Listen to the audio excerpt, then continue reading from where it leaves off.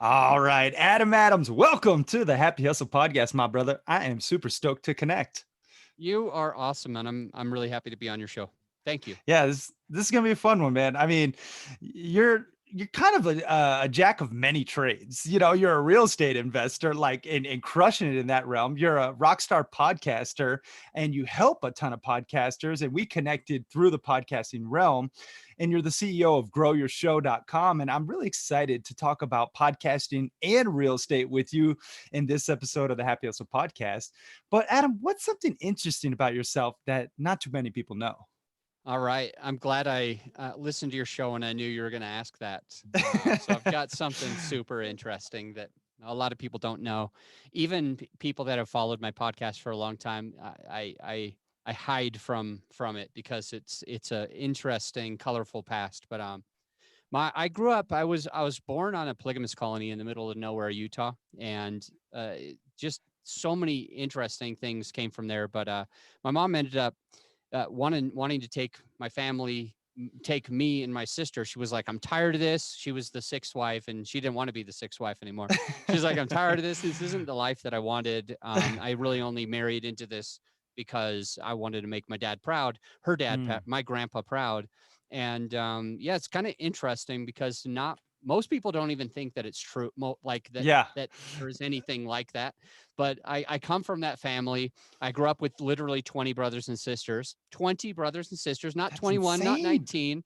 But it's kind of interesting. I grew up because my mom left, and for a little while, I just started fighting with all of my older half brothers from the other moms and all this kind of stuff. And I found out through all of this, I kind of became this person who needed to prove himself to other people. So it all came from this polygamous thing because my mom left us, and I started fighting all my brothers, and the other moms were like, "Hey, we can't deal with this kid." So they tried to give me back to my mom, but she was going to school at the time, and so we went and lived with my grandma, and yeah, just interesting that piece of my life affected me in many ways, just how I think about other people, how I think about religion, and how I think about business. So that's my colorful past for you, brother. Yeah, I mean, that is such a colorful past. Like, I have so many questions, but for Wait, for how about just we don't talk about yeah, podcasting or real estate today? We just yeah, talk about exactly. polygamy. Yeah, exactly. Like that's where I want to go, but I know the happy hustlers are really interested in diving into the real estate and the podcasting. So, talk to us a little bit first and foremost about how'd you get into both real estate and podcasting, and how'd you mix them together? How I got involved in real estate investing is because my stepdad. Later on in life, my mom met a really great guy who was into monogamy, and very interesting. This guy named Jeff, and I grew up, watering trees at our farm, our tree farm, because he knows how to like save all of his money in taxes by utilizing real estate and utilizing agriculture land and all this kind of stuff. So that was how I grew up. And he was like, you got to save 10%, you got to invest 10%, you've got to pay yourself first, you've got to donate money and all this. Mm. And I remember just shunning that because he was a smart guy, and sometimes he gave me lectures, and I did not want to listen to him. But when I was in college, 2005, just a couple of years from graduating university, and he actually purchased a piece of land, gifted it to me, and then made me pay for it later. That's a story for another time. But that was my first involvement in owning it myself. Before this time in college, I snowplowed our self storage units. I worked on our agriculture land. I helped manage some of our rentals, even fix up some of our rentals and apartments that we would own, the family would own. Is that's how I got into it. It's all my stepdad, and he's just a great guy, kind of teaching and training and trying to push me in the right direction, even if I was a little resistant at first. But 2005, first time that I ever owned a piece of America, was just a little cabin lot. And when I sold it, I was bartending to put myself through school. A lot of the Been listeners there. probably could, yeah. I was bartending to put myself through college, and I'd make anywhere from like maybe $80 to maybe $250 a day bartending, and ended up being okay, like better than some of my other friends that were trying to do whatever they were doing. And then all of a sudden I sell this piece of land. Someone calls me up, and he's a real estate broker. And he says, they just brought internet to your cabin lot. They brought water and stuff to the cabin lot.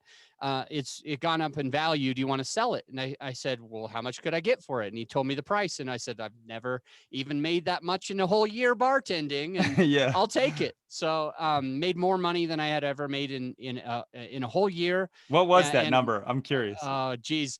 So my net profits were a little over 12 grand. And Hey, not yeah, bad. yeah. So it was kind of cool to have all of that sitting in the bank. And I was like, what do I do with this? Like, I could buy a car with this. Anyway, the point is, it was just a little cabin lot, and it showed me, because I made more on that one thing that I never even touched. I never worked on. I saw it once, but I never did anything with it. I never spent any extra time or attention. I made more than I made in any other year in my whole life. Hmm. Uh, and anyway, so I decided to read a book that my dad told me I had to read. It's called Rich Dad Poor Dad. Robert Ooh, Kiyosaki wrote it. great book. And there's a lot into that book that I got as takeaways. One of the big ones became a part of my whole life, and it was, never say I can't, always say how can I.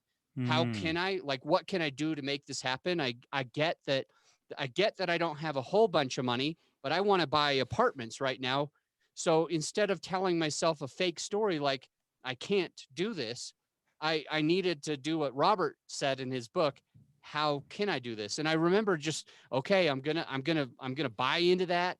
And it wasn't my dad telling me anymore. It was some other person. I was able Yeah. to listen to him, and I had Yep. made all this money on this transaction, which I guess isn't a ton, but I was in college and I never Yeah. had made that much in a whole year.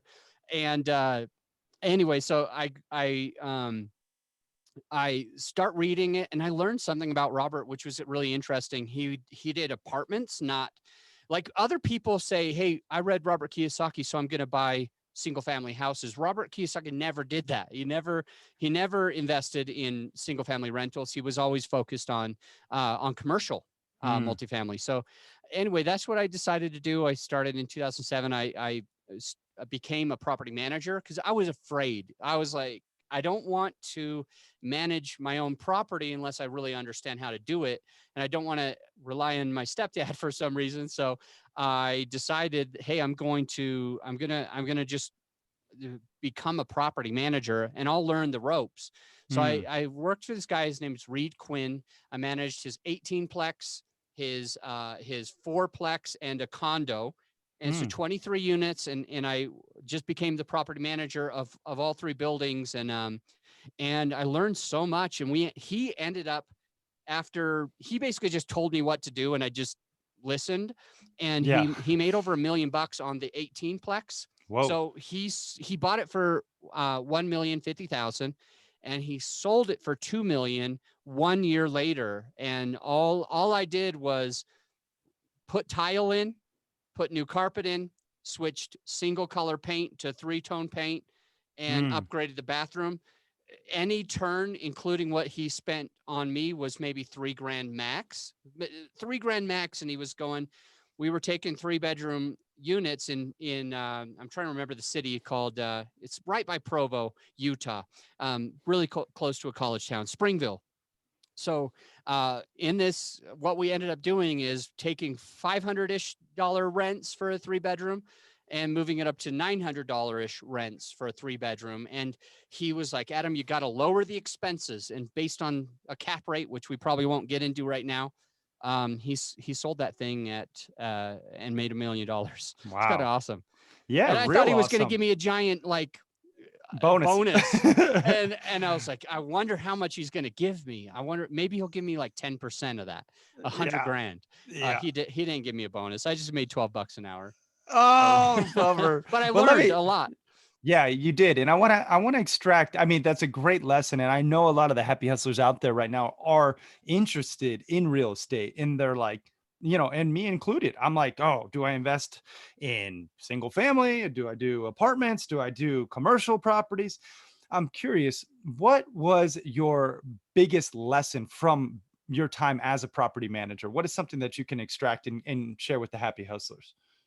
Yeah, the biggest lessons that I learned after working for him and my first deal that I ever owned on my own, which was my first multifamily was my second deal. What I learned through all of that is number one, you probably don't want to manage your own property. I know that here's what I was going through at the time. I was thinking to myself, man, I'm when I bought my first triplex, I was netting about 300 and something dollars. And I was really excited about it. Per And unit or for the whole property oh, okay. after A paying month. mortgage. And I lived there too. Like if I didn't live there, I would have made maybe 600 or 700 bucks Mm, a month off the property, because I bought it at a really good deal. But I ended up house hacking. They call it house hacking. So I ended up living in one of the units, and I was netting about a little over $300 per month. And the whole gross income was about $3,000. And so here I was thinking to myself, man, if I get a property manager to manage this for me, then that takes all my profit. yep. And that was inside my heart. Like, it didn't feel good. I didn't want to lose all my profit. And here's the lesson that we're all going to learn. I ended up making somewhere around $3 an hour at that property. It wasn't Mm, passive income. It didn't benefit me. I was working a lot on yeah. lawn maintenance. I was managing construction. I was that on some of the units, the roof, um, I was collecting rent. And so lesson number one, it's probably not worth it to manage your own property, a Yeah. fourplex, or especially because now I have one of my properties is 400 units. It's an apartment Whoa. community, and just like I have professional management in place where I'm now not Yep. doing anything on that, and making way more than I made at that threeplex, Yeah. working my A off for what, $3 $4 an hour on Yeah. average per month. So it was I was holding to this. That's all my profit. I gotta do this myself. I can't give my $300 up. And when I see it and look at the same property, if I would have just given up my $300 a month to a property management company and been able to focus more on the business that I owned at the time, which was I had a handyman company. Mm, And so I had 13 employees, and we were busy. We had a mm, lot of, we had a lot of, yeah. and me spending time away from my construction company and focusing on this triplex so that I could keep my own $300 a month was losing me at least $300 a day through Mm. my construction company. Oh, that's a good So lesson. anyway, that's lesson number one. Yeah. Lesson number two is, if you are going to property manage it yourself, don't have a soft heart like me, where people come up to you, especially because this was back in 2008 when Oh, the market was kind of crashing. yeah. 2008, 9, 10, 11. Whenever somebody said to me, "Hey, Adam, I can't pay Pay the you rent. this Friday, but Yeah. I could get it to you on Monday. Is that okay?" I'd be like, "Of course, that's fine. Do it." And I ended up having one tenant who owes me over $7,000 still to this day. Was a good friend of mine, by the way. Oh, geez. I haven't really talked to him in I don't know how many years. Yeah. Another tenant owes me about $3,000, and a couple others owe me a little less than that. And it was all because I kept being like, I couldn't say no. My heart was just like, I would be an asshole if I said, no, you have to effing pay your bill, man. Like, Yeah. this is my business. You can't just not pay. You're living there. And Yeah. so I felt so bad that I let people walk all over me. So another Mm. benefit of if I would have just had a property manager, that never would have happened in Yep. 2008, 9, 10, 11. Mm. They would have been able to be the asshole that Yep. said, look, it's either you pay or you're evicted. What do you Yeah. choose? That's it. Yeah.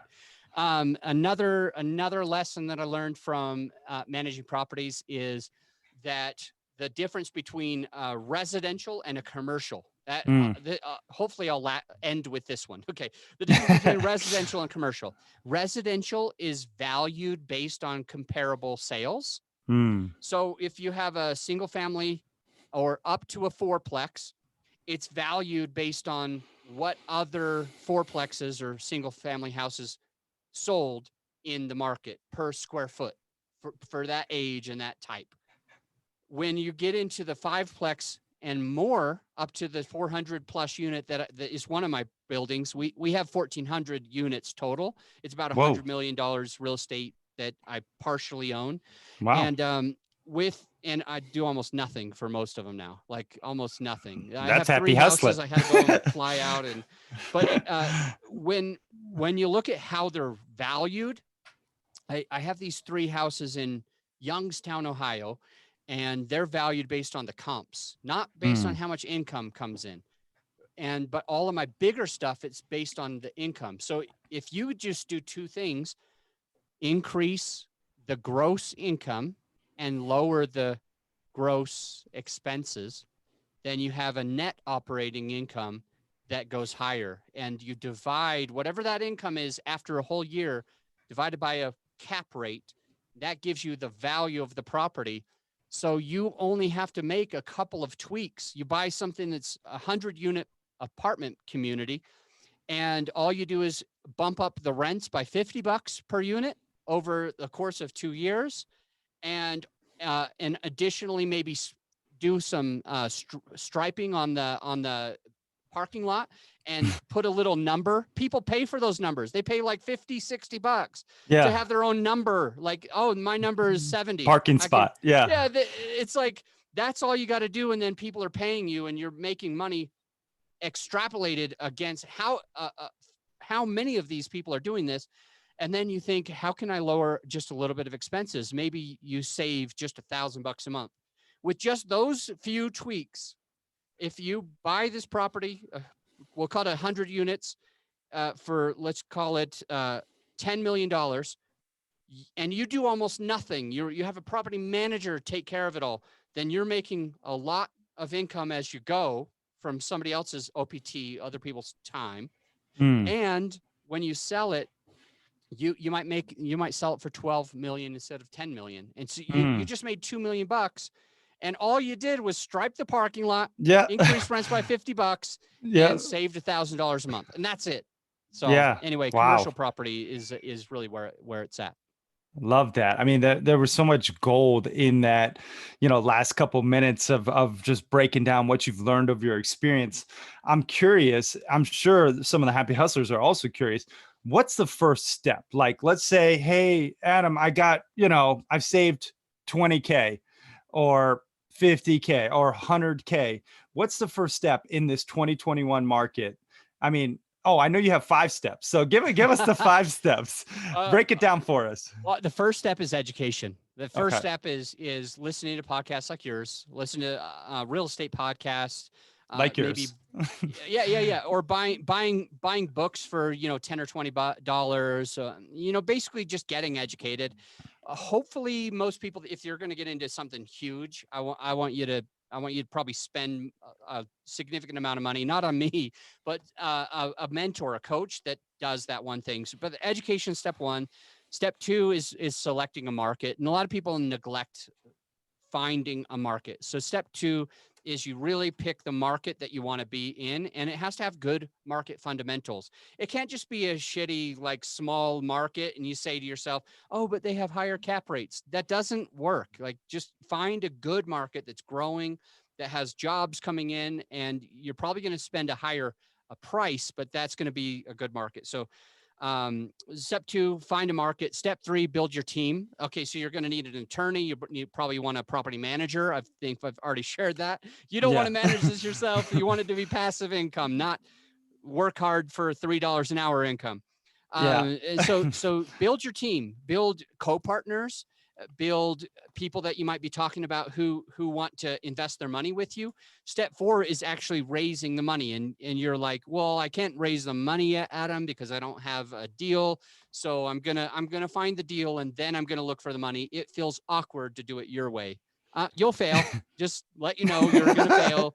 You're gonna lose money. You're gonna lose time. You're gonna be ashamed and embarrassed, and We need you the got to get trumpet. the Where's the money. trumpet? Wait, wah, wah, wah. Oh, sound effects brought to you There by you go. AAA. Adam Adams. So, all right, that's enough of that. I love it. So, step 4 is raising the money. Get the money ready to go. Maybe you start making the money yourself.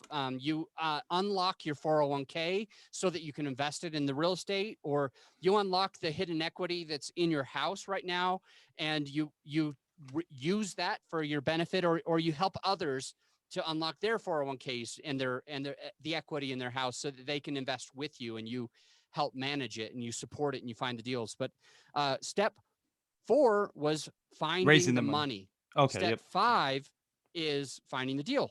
You're not allowed to talk to a broker until you've done the first 4 steps. You need to know, again, you need to be educated. You need to know what market you're in.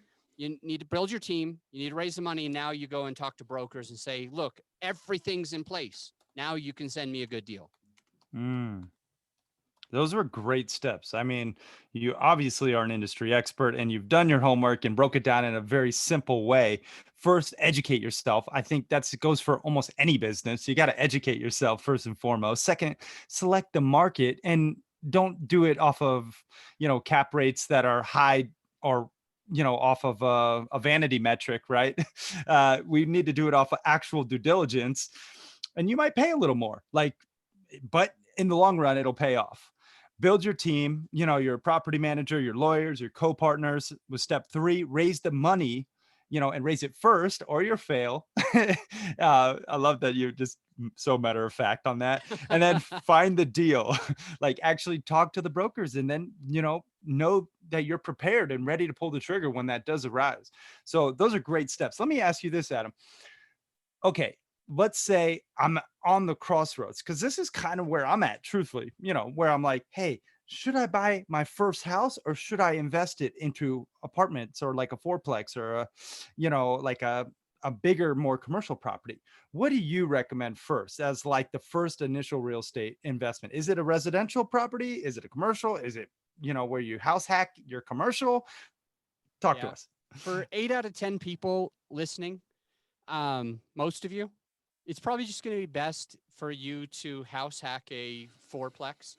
So even if you have to pay a little bit extra, they're going to have really good value when you sell them. The fourplex is going to allow you to be able to get it's called a FHA loan, so 3.5% down or something like this. It's like you buy $100,000 fourplex or a $200,000 fourplex, and you only had to put $3 or $4 or $6 or $7,000 down. That's it.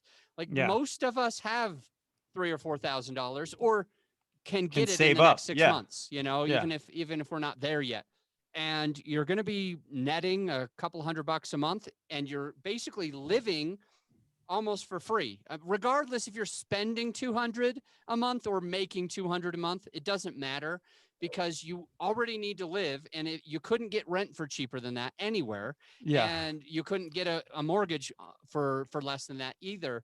So it's going to depend on who's listening and how long you've been married, and how open your wife is to living in between her tenants. But Yeah. 8 out of 10 of us, I think, just go ahead and buy a fourplex, house hack it, put 3.5% down unless you're a veteran, then put 0% down.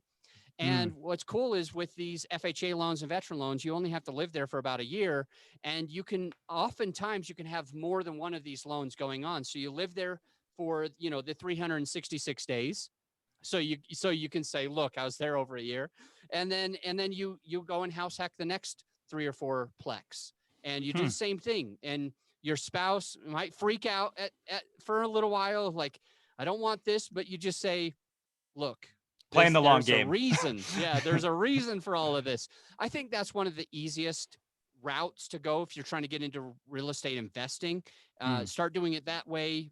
Put as little as you can down, and try your hardest. Here's a mistake people make with that. Two mistakes. Number one, your mother is going to say, it's dumb if you want to pay mortgage insurance, so don't do the 3.5%. You need to put at least 20% down. Yeah. Your mom's going to say that. I promise. Your mom thinks that you shouldn't pay mortgage insurance, and she hasn't been where I've been. Trust Yeah. me. Mortgage insurance, there's no reason not to do it. There's no Mm. reason not to do it. But additionally, you're going to think, well, I have 15 in the bank, and so I'm going to put 15 down. Idiot. Don't do that. Your roof might go out, your boiler might go out, your furnace might go out, you might have to replace the carpet in one of the units. You want as much of your own capital sitting in the bank as possible for as long as you can. Mm. So even if you have 15 grand, don't just go and put 15 grand down because you think that it's awesome, and oh, you're gonna pound your chest. Look, I put 15,000. Just put the 7. Just put Yeah. the 7. That's all you got to do. You can Yeah. make money on it and keep your money in the bank in case the roof needs to be replaced. Yep. So that's just a Those are, couple of tidbits there. I mean, those were fantastic, honestly. Like, and it is a great idea. I've honestly been looking at about, I've looked at about 4 properties. One is like more what I actually want, which is, a 50-acre ranch. And I'm playing the short game where like I got my horse arena and I got my 3-2, with the, well, that's the short game where I'm like, that's more what I want. And then I looked at a couple 4-bedroom, like a fourplex, and I'm like, that's what Adam Adams would tell me to do. But Can I give you for your 58-acre ranch that you are looking at? yeah, What you can do is there's this thing called glamping, and it's like Airbnb, but yeah, you don't have to have anything but land. yeah, And so I've got a friend, Arisa, who was actually worked with me for a long time, and anyways, she owned a 60 or a 40-acre ranch, and she had a few goats and chickens and I don't know, emus or some other animals. Well, what she ended up doing is let people bring a tent out, and they came and brought a tent. I don't know how you can charge for this, but it works. It's called yeah, glamping, and there's like an Airbnb for it, and where they just come and stay at your ranch, your 58-acre ranch that you're going to own, Cary, and yeah. and for somehow they pay you like $100 a night. I don't know how, but Wow. if you have 58 acres, you could have like 58 people paying $100 a night. Oh That's a lot yeah, of money. yeah. So house hack your ranch, and you're still good. All right, all right. There we go. That's a better plan. That excites me much more than living in town because I'd rather be around more nature and less people. So, thank you for giving me the glamping idea.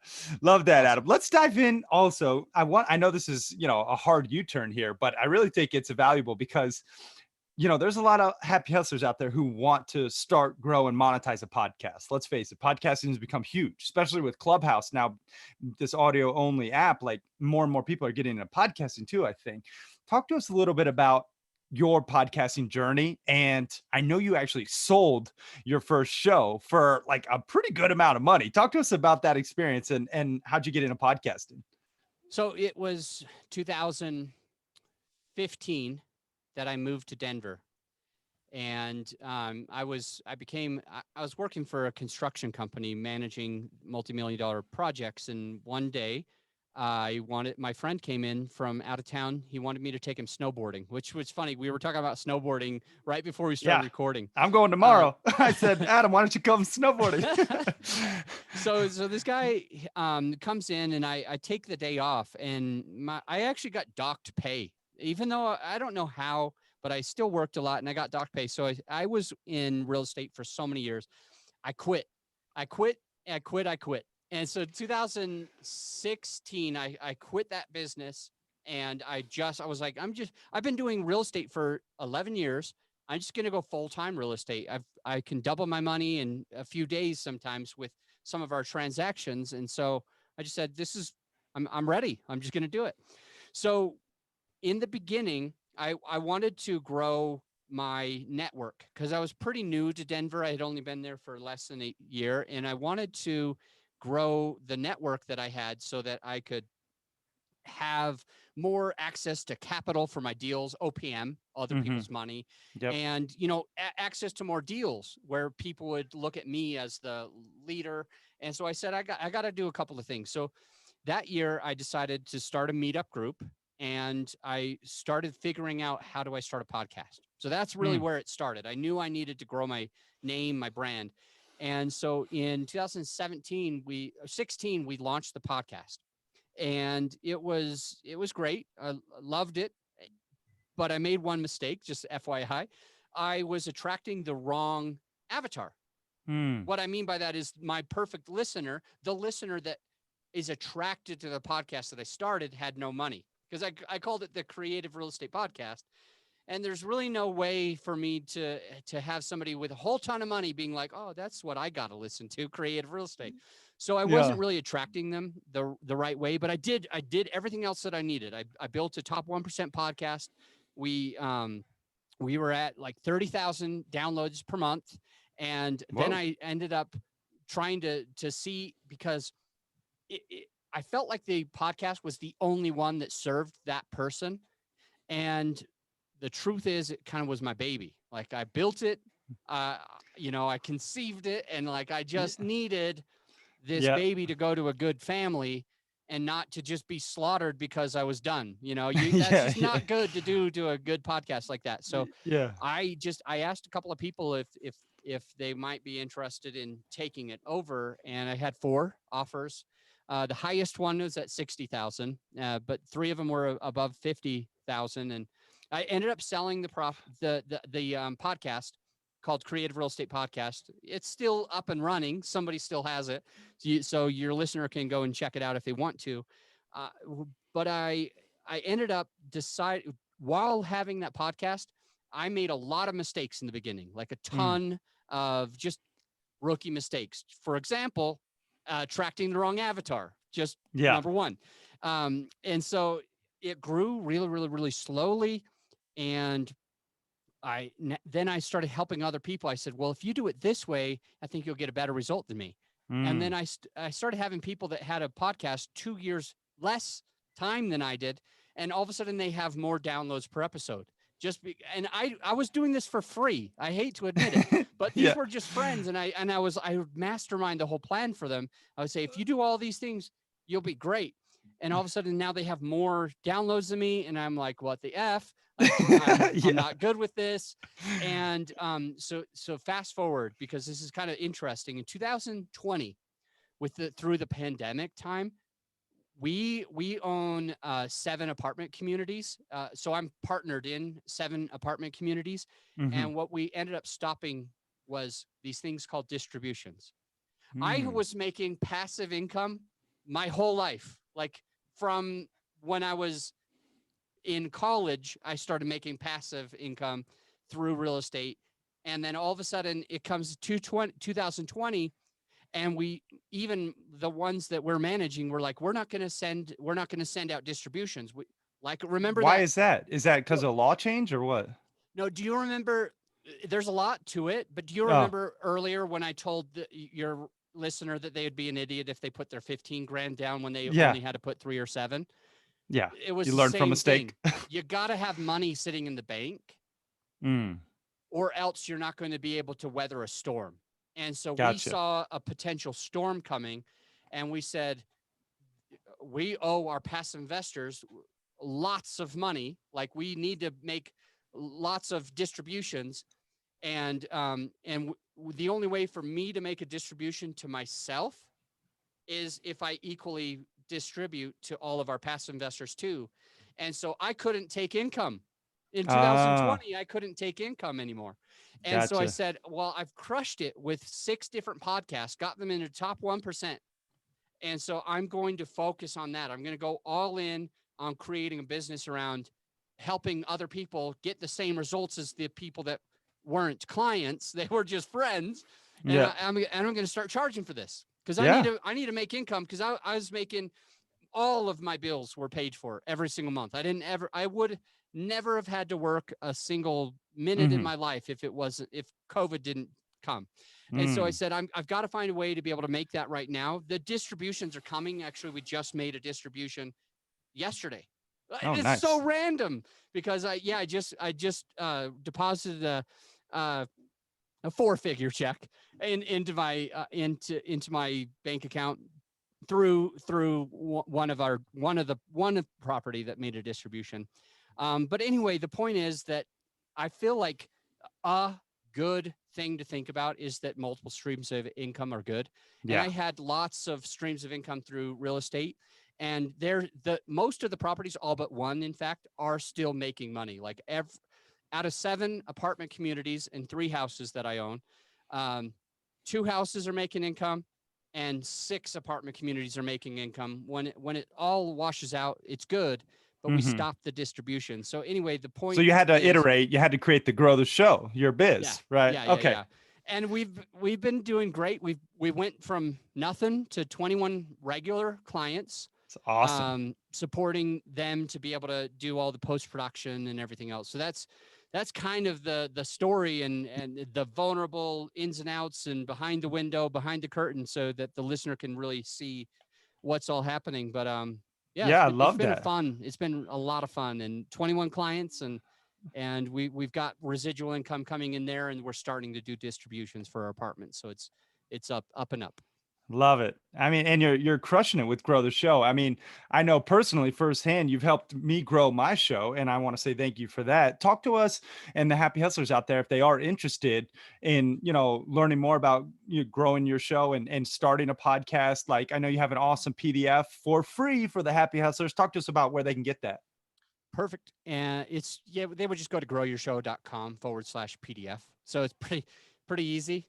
Yep. And I have you to thank for that, Cary. I'm in your podcasting mastermind, and you help a lot with a lot of cool stuff. But it's all it is it's a PDF that has all the equipment that you would ever need, and it on next to some of them they say optional, and Hmm. on others they're not optional.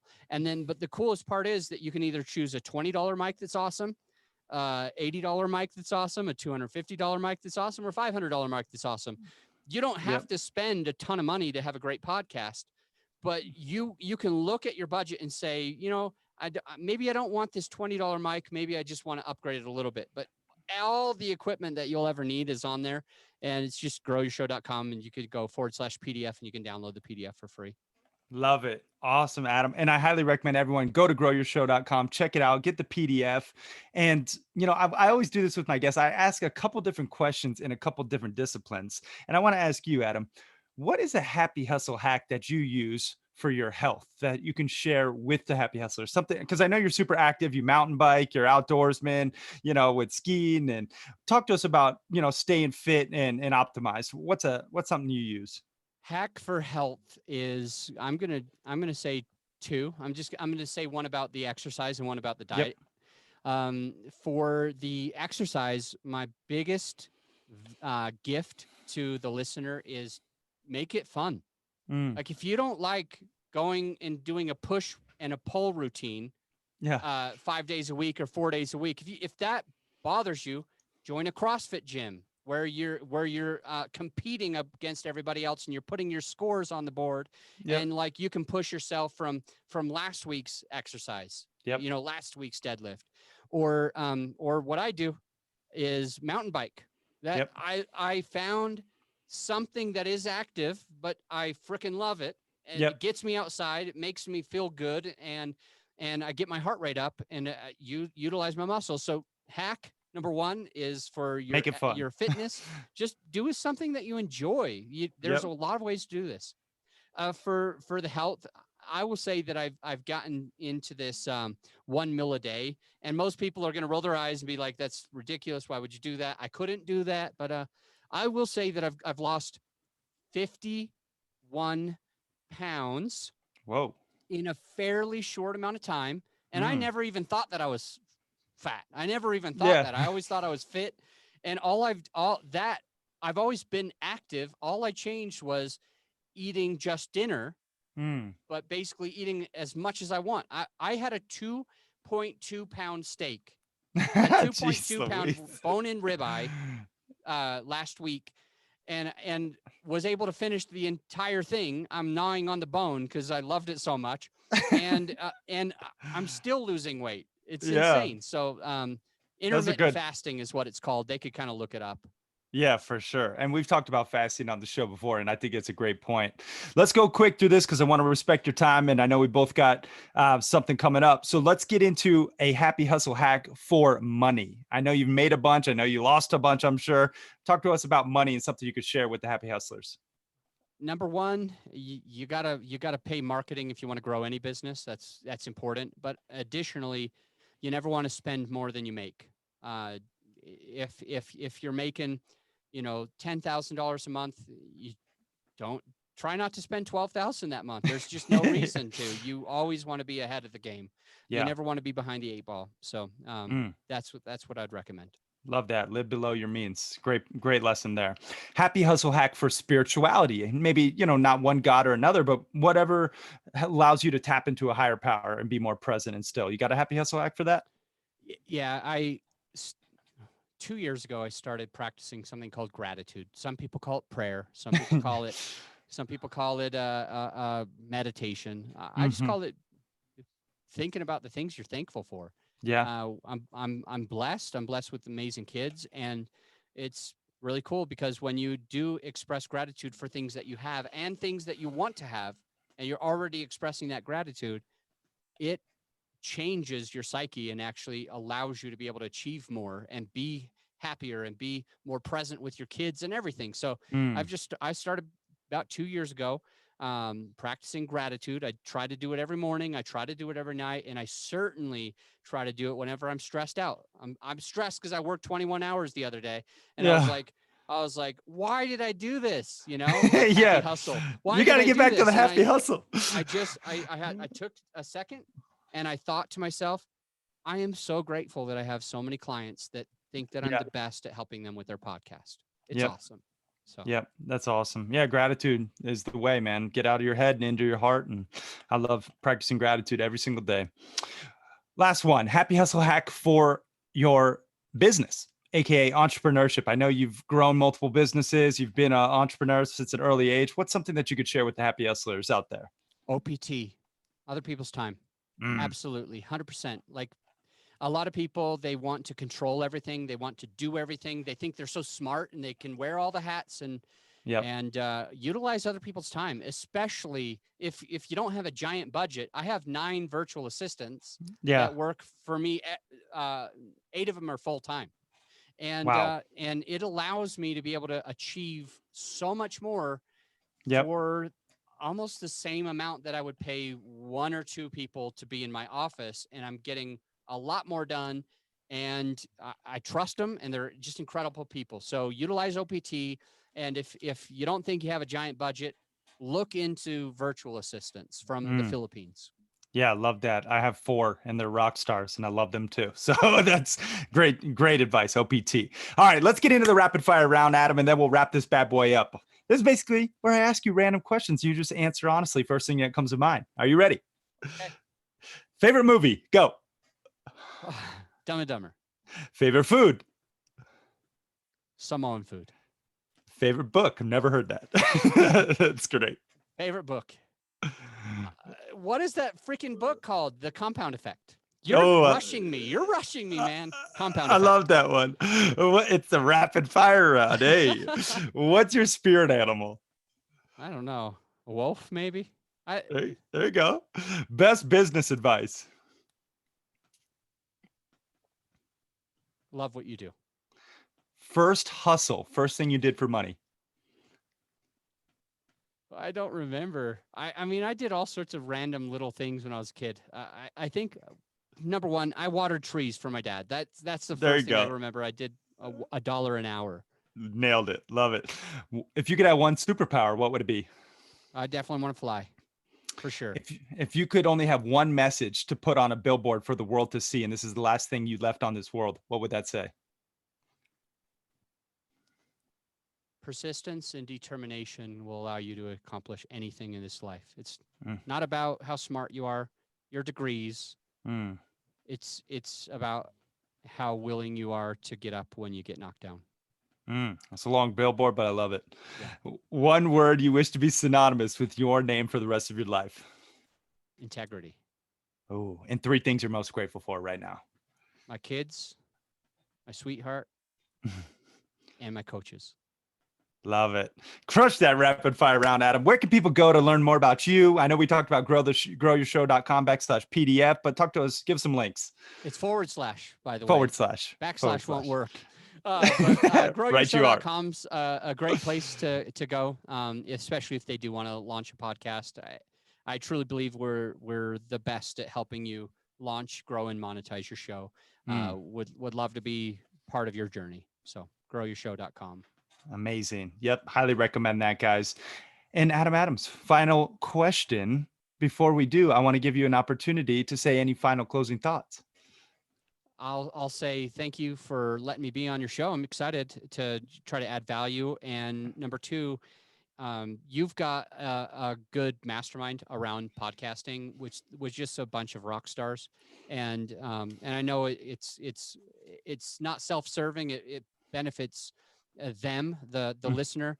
But I think that if they are going to start a podcast, regardless if they work with me, they need to be in a group of like-minded individuals. And your mastermind, so I love it because it's affordable and there's amazing people in there. Yeah, man. I appreciate that very much. And I appreciate you. And I just want to take a moment to acknowledge you. Thank you for sharing your love, your light, your wisdom with the Happy Hustlers, man, and being a part of my journey. So I really appreciate you, brother. Final question. What does happy hustling mean to you? I think it means real estate. We'll say real estate. It just means real estate. Love it. Put your now money and put it into your later money so your money can like go and sweat and work hard for you. Love that. Adam Adams, everyone. Appreciate you guys watching and listening. We out. Peace and love.